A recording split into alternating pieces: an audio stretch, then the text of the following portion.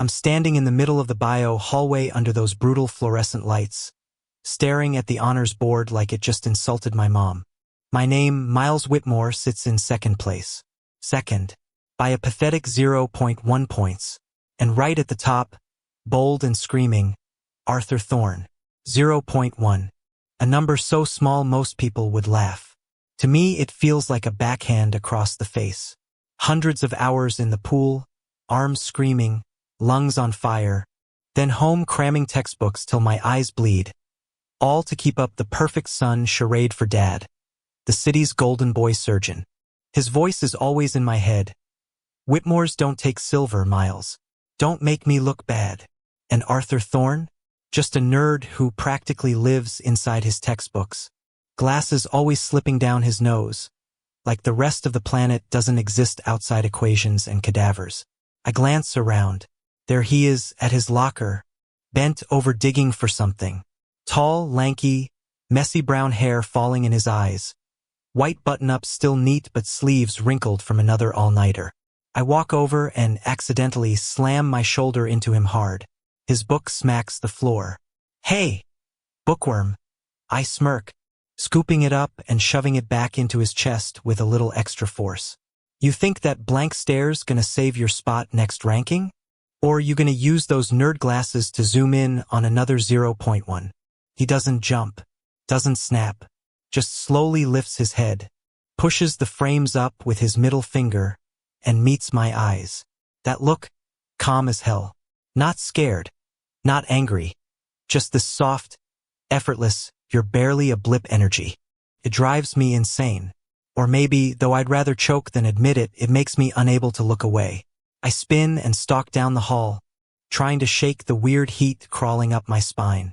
It's just 0.1 points. I'll take my spot back, and I'll make Arthur Thorne regret ever climbing over Miles Whitmore. But that damn look keeps looping in my brain. Calm, challenging, and unfairly hot. The biolab in the late afternoon always smells like someone drowned a corpse in formaldehyde. The neon lights make everything look dead and clinical. Professor Vasquez announces random partners, and when I hear Miles Whitmore and Arthur Thorne, I almost snort at the cosmic joke. Perfect. My chance to remind this kid that second place isn't an accident. We're side by side at the dissection station. A soggy preserved frog. I grab the scalpel, slice crooked and deep on purpose, ripping skin and making a total mess. Whoops. Hand slipped. I drawl, side-eyeing him, waiting for the meltdown. I want that cool mask to shatter. But he just gives this tiny head shake, then reaches over and gently takes the scalpel from my fingers. Long, steady hands, moving like he's painting instead of cutting. Every incision clean, perfect. Heart, lungs, liver exposed without extra damage. Silent the whole time. No bitching, no glares. That quiet control pisses me off even more. I lean in close, pretending to watch the specimen, but really I'm watching him. Close enough to catch the faint peppermint soap drifting off his collar. Clean, cool, somehow stronger than the chemical stink. I inhale deeper than I mean to, then freeze. Why am I noticing his scent? Why is it messing with my head? Not bad, I mutter, trying to keep the bite. But you're just carving up a frog, dude. Real life doesn't wait around for you to be all careful and pretty. He finally looks up, eyes still steady behind the lenses, but the tiniest smirk tugs at the corner of his mouth. You talk too much, Whitmore. Focus on cutting straight and we might actually get out of here early. Whitmore, not Miles, just Whitmore, like I'm nothing more than a name on a list. Cuts clean and deep. I shut up, turn back to the tray, but my hand trembles just a little on the scalpel. Lab ends. We clean in silence. He wipes the table spotless, organizes tools like it's a ceremony, then leaves without another word. I stay behind alone, formaldehyde still thick in the air, now laced with that faint peppermint that won't leave. I keep asking myself why he's living rent-free in my head, and why, no matter how much I hate him, I can't stop thinking about those steady eyes, those careful hands, and that goddamn scent. Volunteer shifts at the hospital are where I usually run the show. Being a Whitmore, son of the chief of surgery, means I can quietly suggest to the charge nurse who gets the worst graveyard cases. So I made sure Arthur Thorne drew every single one. The brutal overnights, grumpy old patients, chaotic charts, endless running between rooms. I watch from a distance, pretending to be busy, waiting for him to crack, waiting for that calm to finally break, for him to admit this pressure isn't for everyone. And it finally happens. After a 12-hour shift from hell, he stumbles out of a room, eyes ringed dark, hair a disaster, white coat looking like it lost a fight. He stops in the hallway, leans against the wall for a second just to breathe, still gripping the chart like it's the only thing keeping him vertical. I saunter over, smirking. Damn, Thorne, you look like a walking corpse, not built for this doctor life. Huh? Why don't you quit now? Free up the spot for someone who can actually handle it. Like me. He lifts his head slow, those eyes still calm, but the exhaustion is bleeding through now. He looks straight at me, voice rough and wrecked from no sleep. You're only bullying me because you're scared of me, Miles. It lands like a fist to the chest. Quiet. No drama. But it knocks the air out of me. I freeze, mouth open, nothing comes out. Because he's right. I'm terrified of him. Terrified of how he actually gives a shit about this, not just performing for approval. Terrified of how he sits at the top without flexing. Terrified that if I don't crush him, everything I've built, the perfect image, swim captain, dad's expectations, collapses. He doesn't wait for me to recover. Just pushes his glasses up, straightens his spine even though his shoulders are screaming, and walks away. I stand there in the empty 2 a.m. hallway, listening to his footsteps fade, his words echoing like a curse I can't shake. Back in the on-call room, I drop into a chair, hands shaking around a cold coffee. For the first time, I don't know what the hell I'm doing anymore. I hate Arthur Thorne. I hate him for forcing me to look at myself. And I hate myself more because even after everything, I can't stop thinking about him. Those tired eyes, that raspy voice, that brutal truth he dropped on me like it was nothing. The school library at midnight is so quiet it's almost creepy. Most of the fluorescents are off. Just a few desk lamps glowing in the corners. I sneak in here on nights I can't sleep. Avoiding home, avoiding Dad's interrogations, avoiding, how far did you get in chapter 12, Miles? Tonight's the same. I brought my anatomy book but haven't read a word. Just sitting, mind blank. Then I see him. Arthur Thorne at the farthest corner table. Head down on a stack of intern paperwork. Pen still clutched in his hand like he's afraid to let go. He's passed out, completely defenseless. Glasses slid halfway down his nose. Messy brown hair falling over one eye. Mouth slightly open like he's sighing in his sleep. Under the dim desk lamp, he looks different. No arrogance. No cool detachment. Just exhaustion. Vulnerability he's never let anyone see. I should do something. Snap a pic. Send it to the swim team chat. Valedictorian material caught drooling in the stacks. They'd lose it. I'd win back some ground. That's what Miles Whitmore would do. Miles Whitmore always wins. But I don't. I just stand there in the shadow of the shelves, a few feet away watching him sleep. My heart's hammering. Not from fear of getting caught, but from this weird, tight feeling spreading through my chest. I step closer, footsteps silent. When I'm right at the table, I can see it all. Long lashes fluttering with each breath, a few strands of hair stuck to his forehead with sweat, a tiny ink smudge on the back of his hand from hours of furious note-taking. I reach out slowly and twist the desk lamp knob, dimming the light so it's not blasting straight into his eyes. My fingers brush the edge of the table, inches from where his hand rests. I could touch him. Just one tiny movement. But I don't. I just stand there, feeling the warmth radiating off his skin, even though we're not touching. After what feels like forever, I step back, heart still racing. I turn and leave the library, walking out into the cold hallway, trying to shake the guilt and confusion twisting inside me. Why did I do that? Why didn't I take the picture? Why do I care if he sleeps comfortably? I tell myself it's just a moment of weakness. One time. But deep down I know my mask is cracking. And Arthur Thorne, whether he realizes it or not, is the one making the fractures. The locker room after swim practice is always thick with steam and chlorine. The sound of dripping showers, the fading laughter of the guys as they head out. I'm alone now, hair still dripping, towel around my waist, wiping down while my brain is a fucking mess. Today's practice was garbage. I swam slow, lost focus, almost crashed into the lane line. All because Arthur Thorne won't get out of my head. The door swings open. I turn. It's him. Arthur in a gray hoodie, hair dry, clearly not here from the pool. He's holding my notebook, the one I left in the study group room earlier. You forgot this, he says, voice even like always, extending his hand. I take it. Our fingers brush, just a second, but it feels like a spark.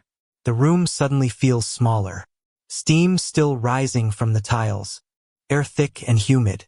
I'm standing between him and the door. Not on purpose. But I don't move. Thanks.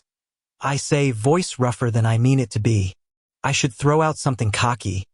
You stalking me now, Thorne? But the words stick. I just stand there, staring.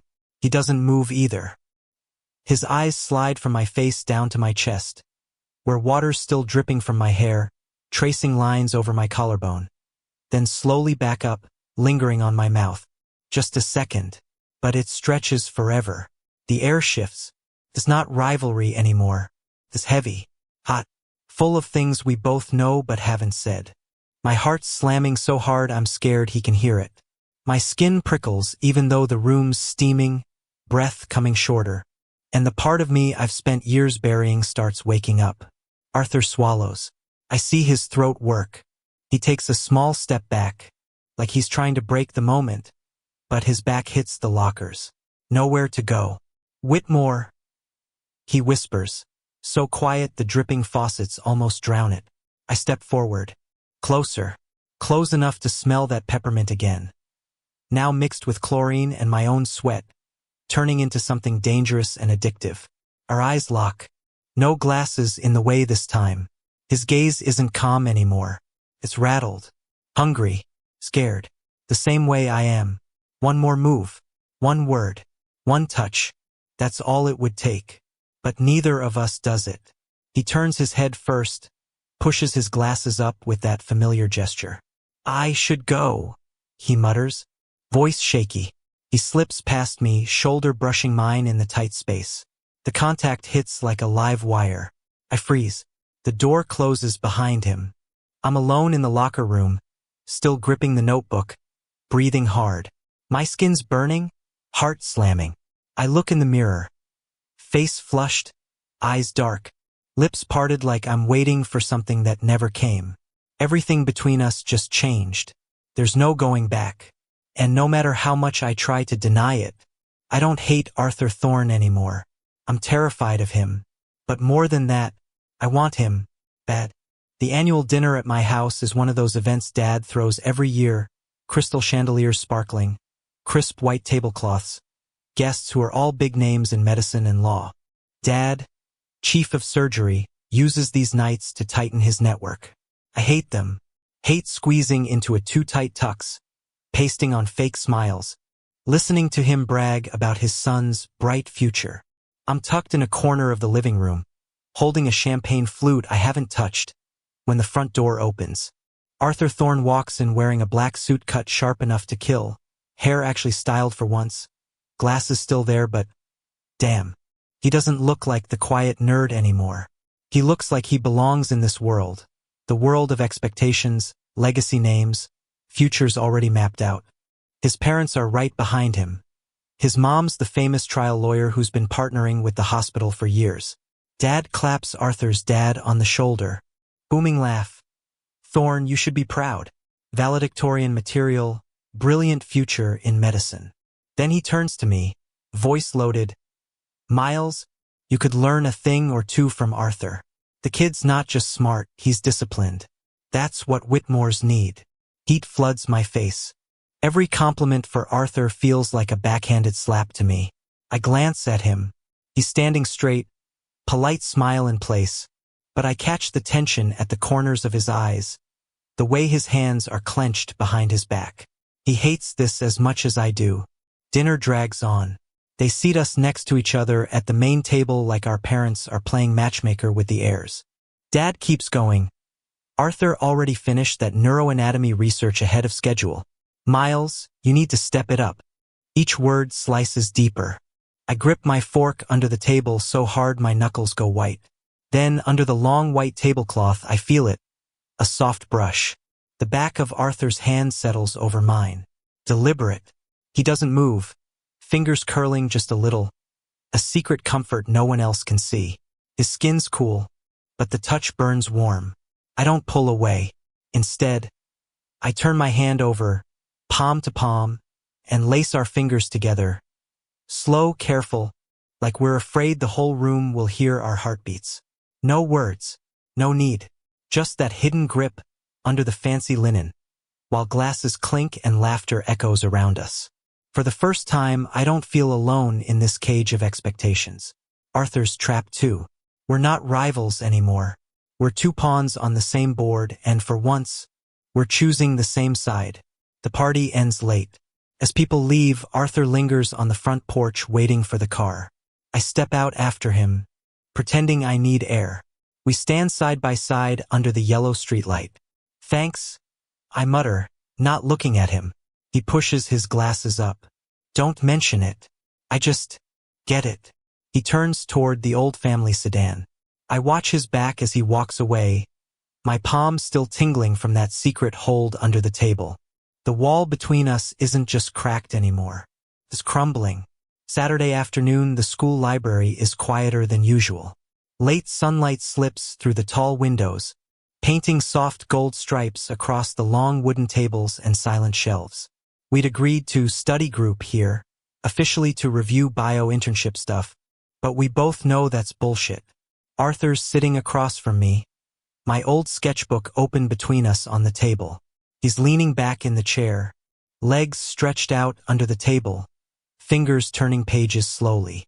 I'm sitting close enough to hear his steady breathing, to catch that faint peppermint soap drifting from his collar, but not so close we're touching. Yet, I'd brought the sketchbook, the one I've hidden for years. Sketches of soaring buildings with soft curves, tiny houses tucked under trees, wild ideas I only ever drew on nights when Dad's pressure kept me awake.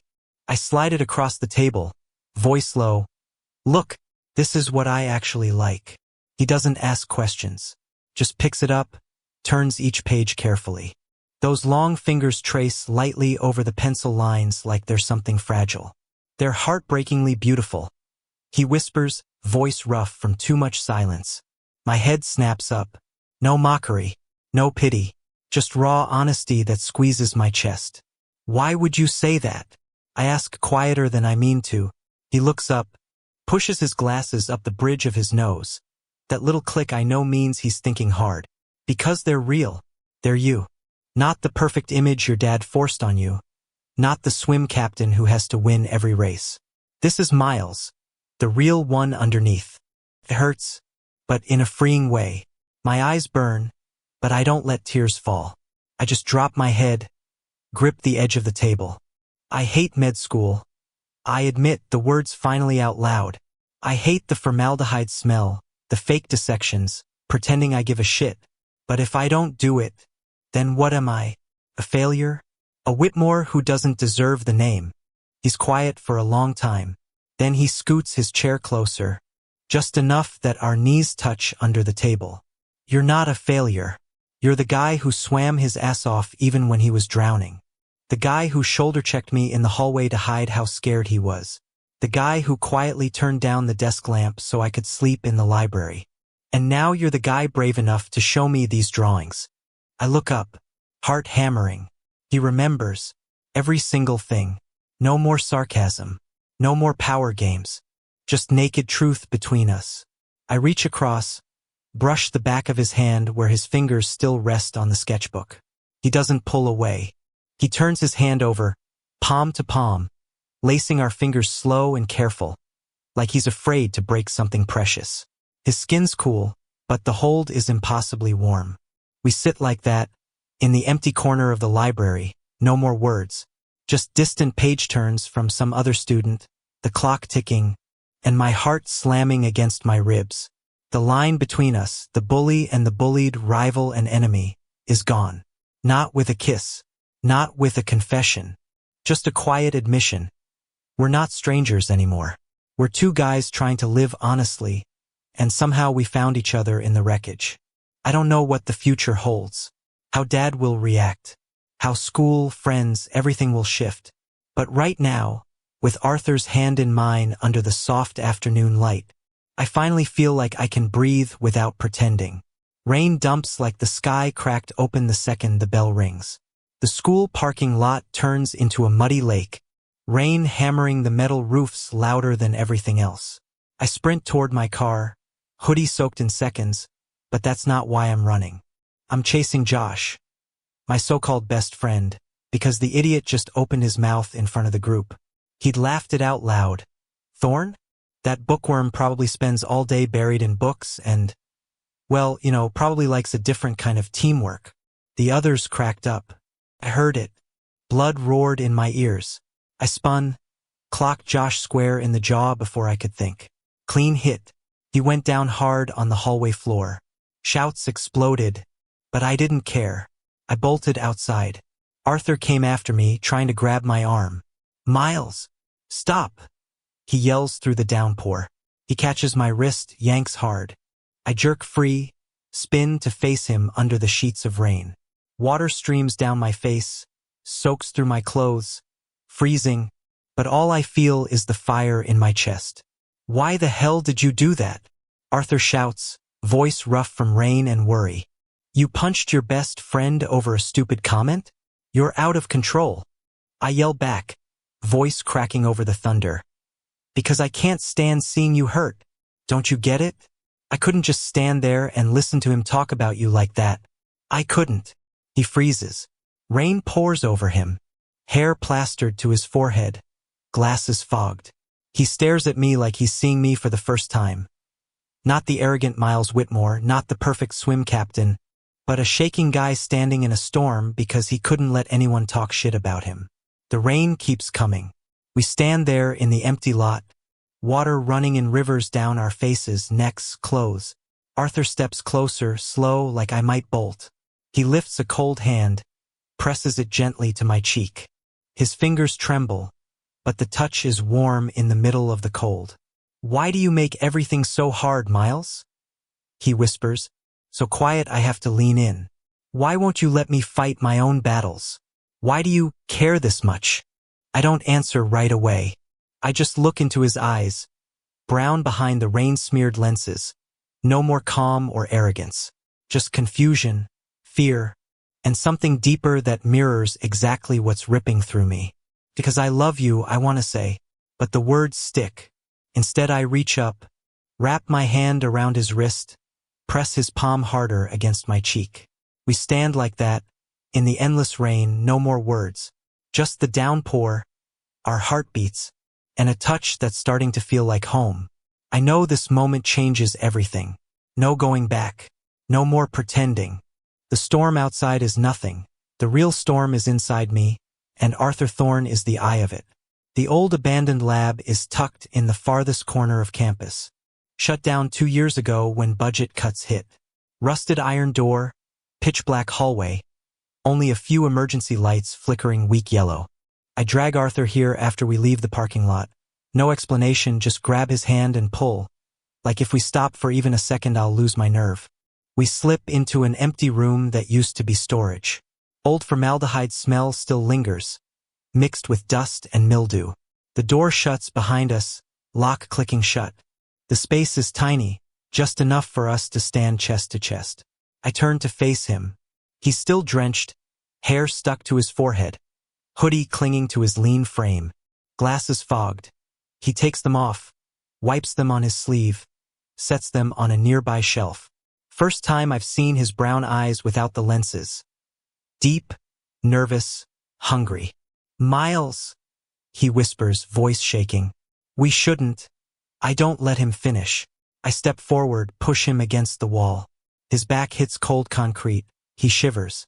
I plant both hands on either side of his head, caging him in. We're inches apart. His breath hits my face. Hot, fast, carrying that familiar peppermint now mixed with rain. I look into his eyes. No more games. No more distance. No more excuses. I lean down and kiss him. The first kiss tastes like salt. Rain on his lips. Tears I didn't know I was crying. Sweat and fear all tangled up. For a second he freezes, like he can't believe it's real. Then he kisses back. Tentative, soft, then harder, hungrier. His hands grab my shoulders, fingers digging in. I kiss him deeper. The kiss carries everything. Regret for all the months I tormented him, rage at having to hide so long, and the love I buried under layers of arrogance. We kiss in that dark, dusty room, under the weak yellow light, surrounded by old formaldehyde and ragged breathing. No words, no need, just mouths, hands, hearts slamming together. When we finally break apart, we're both gasping. I rest my forehead against his. Rain still drips from my hair onto his cheek. He smiles. A small, real smile, the truest one I've ever seen. "Why did you do that?" he asks softly, voice cracking. "Because I couldn't take it anymore," I whisper. "Because I love you, Arthur. And if I didn't kiss you right now, I'd regret it for the rest of my life." He's quiet. Then he lifts a hand, brushes my cheek, wiping away rain and tears. "Me too," he says, barely audible. "I've loved you since the day you slammed into my shoulder in the hallway. I just didn't believe it could be real." The secret dates start in Arthur's beat-up 2005 Honda Civic. Faded silver, cracked leather seats, radio that only catches a couple stations. We drive up to the empty hill outside town, where streetlights don't reach, just moonlight and stars overhead. Park in a clearing, kill the engine. Sit there with the windows cracked so night air slips in, carrying dry grass and damp earth. The car's cramped, but it's enough. I usually take the passenger seat, back against the door, legs up on the center console. Arthur's in the driver's seat, one hand on the wheel, the other laced with mine. At first we don't talk, just listen to crickets and each other's breathing. Then words spill out, like the dark gives us permission to say the things daylight won't allow. "I've decided," I say one night, voice so low it's almost a whisper. "I'm not applying to med school, not dad's school, not any school. I want architecture. I want to draw the things I dream about, not the things other people force on me." He turns to me. Moonlight hits the windshield, making his eyes shine. "You sure, Miles? Your dad. He's not going to take it easy." I squeeze his hand. "I know, but if I keep going, I'll die inside. I've been fake for too long." "What about you? You still want medicine?" He's quiet for a beat. Then he nods. "Yeah. Not because of my mom, because of me. I love anatomy, how bodies work, saving people. But if you're not going, I'm not letting you go through it alone. Promise. Whatever happens, I'm with you." That promise feels heavier than any vow. I pull him closer, kiss his forehead lightly. Peppermint from his hair mixes with old leather and night wind. A weird combo that somehow feels like safety. We hold each other in the dark, fingers locked tight, like we're afraid to let go. No family names, no rankings, no expectations. Just two kids trying to find their way home, and home is each other now. Some nights we don't talk about the future at all. We just lie in the back seat, my head in his lap while he runs fingers through my hair and tells me small things. The stray cat he feeds, the book he's reading, a dream he had. I tell him about new sketches, about a glass house overlooking the ocean. We laugh quietly, whisper, sometimes just stay silent, listening to each other's heartbeats. Those moments are our secret light, moonlight, the glow of the dashboard when we turn it on to see each other clearer, the tiny sparks of hope inside us. We know the storm is coming. Dad will find out. Arthur's mom might not approve. Friends, school, everything could collapse. But in this old car, on this empty hill, we have each other, and that's enough to keep going. One night, the wind turns colder. Arthur pulls me into his arms, holds me tight.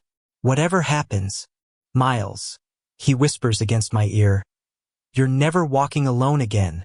I close my eyes, rest my head on his chest, listen to the steady thump. For the first time in years, I feel alive, not just surviving. Dad finds out on a random Wednesday afternoon when I get home from a study group. That wasn't. I walk into his office, the big room with walnut bookshelves, polished desk, family photo on the wall where I'm always fake smiling. He's sitting there holding the printout, my secret withdrawal from med school apps, plus the email confirmation from admissions that I canceled everything. He doesn't yell right away, just looks at me, eyes cold as a scalpel. Sit down, Miles. I sit, heart pounding, but I don't look away. No turning back now.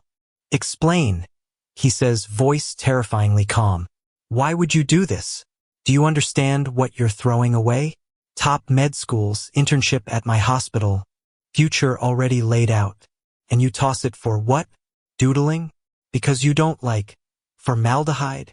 I swallow hard. I don't want to be a doctor, Dad. I never did. I was doing it for you, for the Whitmore name, for what everyone expected. But I can't breathe anymore. I want architecture. I want my own life. He laughs short, bitter. Your own life? You think life's a game? You think I sacrificed everything so you could play pretend? And now you want to live authentically? Don't be naive, Miles. Life isn't your pretty sketches. It's duty, honor, legacy. He pauses, voice dropping. Or is this about the Thorne kid? His mother's our partner attorney. I know everything. I've seen you two sneaking around. I've seen you change. Is this the deviance you're choosing to destroy your future? A sick relationship that'll ruin our family name? The word sick hits like a blade. I shoot to my feet, gripping the chair. Don't call it that. Arthur isn't the reason I'm changing. He's just the reason I finally admitted I don't want to live a lie. I love him, Dad. And I'm not ashamed of it. Dad stands, face flushed red. Get out of my house. Right now. Don't come back until you come to your senses and apologize. I don't have a son like you. I don't argue. I turn and walk out. In my room, I shove a few clothes, my sketchbook, laptop into a duffel. Not much. Don't need much. When I come downstairs, he doesn't look up. Just the clock ticking like a reminder that the Whitmore kingdom just fell. I walk out the gate into the dark. Drizzle starting. I head down the familiar street, bag heavy on my shoulder. At the corner, I see the old Honda Civic parked under a streetlight. Arthur's inside, headlights off, phone glow lighting his face. He's been waiting, like he knew this was coming. I open the passenger door, slide in. He doesn't ask questions, just looks at me for a long second, then reaches over and takes my hand. That grip feels heavier than any promise, loaded with fear, hope, uncertainty. I'm here, he whispers, voice rough. We'll be okay. I lean my head on his shoulder, eyes closed. No tears, just bone-deep exhaustion and weird relief. Dad's world collapsed, but in this beat-up car, under the soft rain, I found a new shelter. Not a house, but Arthur. We drive away, no looking back. Graduation comes faster than I expect. The big field is flooded with summer sun, rows of white-covered parent seats, applause exploding every time a name's called. I'm in line, black gown, cap on, but my chest feels light for once. No more pressure to be perfect. No more Dad's stare. Just Arthur right beside me, shoulder brushing mine, small smile hidden under the brim. When Miles Whitmore is called, I walk up, take my biology degree, not medicine, the one I switched to when I changed paths. Applause from a few friends, from Arthur, from the corner where his mom sits. She's accepted it, even if she's not thrilled. I glance at the parent section. No Dad. He didn't come. Probably still waiting for me to come to my senses. This time, the absence doesn't cut. It's just the past I left behind. Arthur's next. Arthur Thorne, valedictorian, the whole school roaring. He takes his diploma, turns, and our eyes meet across the crowd. No words needed. We both know one chapter closed, another starting. After the ceremony, we don't stick around. No parties, no group photos. We slip away quietly, hand in hand, walking through the main gate for the last time. The old Civic's parked in the lot, new silver paint job now, like a promise of new roads. We climb in. Arthur drives. I sit shotgun, sketchbook open on my lap. We leave that city behind, heading toward a new one, where no one knows the names Whitmore or Thorne, where we can start fresh. Not running away, just moving forward. As the car hums down the highway, wind rushing through the open windows, I look at him. Glasses still on, hair messy from the breeze, but the smile on his face is the realest thing I've ever seen. I flip open the sketchbook, grab a pencil, sketch quick. Two silhouettes standing together under a glass house looking out at the sea. The house I used to dream about, not a dream anymore. Arthur glances over, soft laugh. Looks good. I close the book, rest my hand over his on the gearshift. Not as good as the real thing. We keep driving. No more words. Just the steady engine, the wind, and the warm quiet between us.